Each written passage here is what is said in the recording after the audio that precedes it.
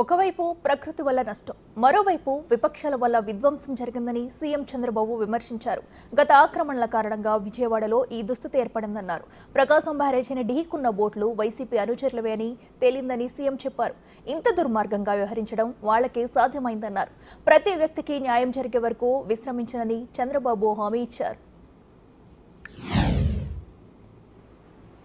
వర్షంగా మారిపోయి ఒకే ప్రాంతంలో కుంభవృష్టి వర్షం వచ్చే పరిస్థితి వస్తూ ఉంది.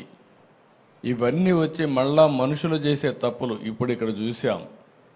ఎక్కడ చూసినా ఒక డ్రైన్ కూడా తవ్విన పాపాన పోలేదు, ఒక కాలువ తవ్విన పాపాన పోలేదు. ఇంకొక పక్క ఎక్కడ చూసినా తప్పుడు బిల్లులు వేసుకొని తినేసే పరిస్థితికి వచ్చారు. అన్ని పాపాలు, వీళ్ళు చేసిన పాపాలు మన పట్ల శాపాలుగా మారాయి. ఈరోజు మన అందరం కూడా ఇబ్బందుల్లో పడే పరిస్థితి వచ్చింది. నేను చాలాసార్లు మీకు ఒక మాట చెప్పాను. 5 సంవత్సరాల పరిపాలన ఒక దుర్మార్గమైన పరిపాలన. ఆ పరిపాలన యొక్క ఫలితాలు మీరు చూస్తే వ్యవస్థలు మొత్తం భ్రష్టు పట్టాయి. పనిచేసే వ్యక్తులు పని చేయలేని పరిస్థితికి వచ్చారు.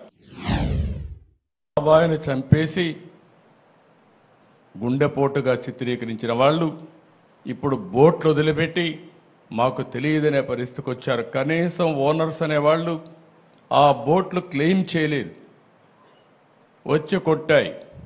3 రోజులు మనం మన పనుల్లో ఉన్నాం. చూస్తే దానికి వైఎస్ఆర్ కాంగ్రెస్ పార్టీ కలర్స్ ఉన్నాయి.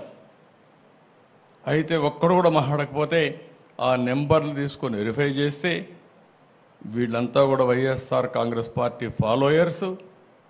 అదే మరిగా ఇదే బోట్లు దొంగ ఇసుక వ్యాపారాన్ని చేయడానికి వినియోగించిన బోట్లు ఇవన్నీ. అంటే మనం గుర్తుపెట్టుకోవాలి, నేరాలు ఘోరాలు చేసే దుర్మార్గులు ప్రజా జీవితాల్లో ఉండి ప్రజల జీవితాలను అతలాకుతలం చేసే పరిస్థితికి వస్తున్నారు.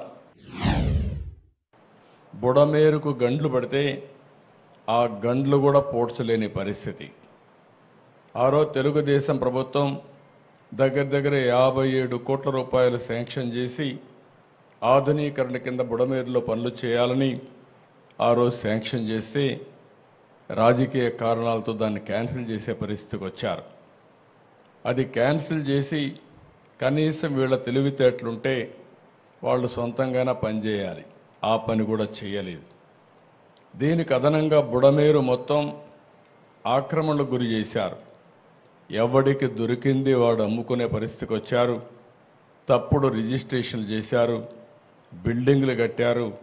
ఎక్కడికక్కడ నీళ్లు పోవలసిన బుడమేరుని ఇష్టానుసారంగా అక్రమ కట్టడాలకు నాంది పలికే పరిస్థితి వచ్చారు. ఒక పక్క ప్రకృతి ఓసారి మన పట్ల చిన్న చూపు చూసినప్పుడు ఇలాంటి వరదలు వస్తూ ఉంటాయి. పైన వచ్చే నీరు ఆపాలి. పైన నీరు ఆపాలంటే గండ్లన్నీ పూడ్చాలి. గండ్లు పూడ్చాలంటే వాతావరణం సహకరించలేదు, వర్షాలు పడ్డాయి. ఆ గట్టంతా కూడా ఎక్కడికక్కడ దిగబడే పరిస్థితుంది. దాంట్లో మళ్ళా ఒక లారీయో ఒక ట్రాక్టరో తీసుకపోతే లేకుంటే ఒక ప్రొక్లైన్ తీసుకపోతే అది కూడా కూరకపోయే పరిస్థితి వచ్చింది. అయినా ఎక్కడికక్కడ మళ్ళీ దాన్ని లాక్కుంటూ మళ్ళీ పెద్ద పెద్ద బోల్డర్లు తీసుకొచ్చి ఓసారి ప్రవాహానికి అడ్డుగా కట్టాలంటే మట్టేస్తే కొట్టుకొని పోతుంది, ఇసుకేస్తే కొట్టుకొని పోతుంది. అలాంటప్పుడు దగ్గర 100 టన్నులు ఒక రాళ్ళు తీసుకొచ్చి పెద్ద పెద్ద బోల్డర్స్ తీసుకొచ్చి అక్కడ వేస్తే దానిపైన మళ్ళా మట్టేసి కన్సాలిడేట్ చేసి ఒక విధంగా చెప్పాలంటే ఒక యుద్ధమే చేశాం అక్కడ. ఇలాంటి టెక్నాలజీ మా దగ్గర లేదని వాళ్ళ చేతులెత్తేస్తే కాదని మన వాళ్ళు నిరూపించారు. దానికి మనస్ఫూర్తిగా ఇరిగేషన్ డిపార్ట్మెంట్ని రామానాయుడు కూడా అభినందిస్తున్నా. అది జరిగిన తర్వాత మీరు చూస్తే ఏమాత్రం సిగ్గుపడకుండా ఒక రాజకీయ పార్టీ ఇంకా కూడా మాట్లాడే పరిస్థితికి వచ్చారు.